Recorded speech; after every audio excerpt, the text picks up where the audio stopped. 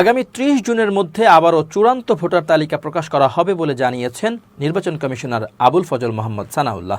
রোববার ভোটার দিবস উপলক্ষে আয়োজিত এক অনুষ্ঠানে এসব কথা বলেন তিনি।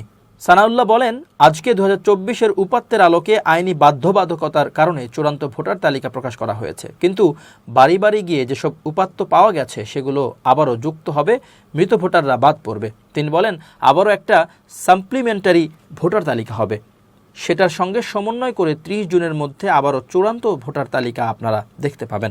সবাইকে মিলেমিশে ভোট দেওয়ার আহ্বান জানিয়ে আবুল ফজল মোহাম্মদ সানাউল্লাহ বলেন, সবাই মিলেমিশে ভোট দেব।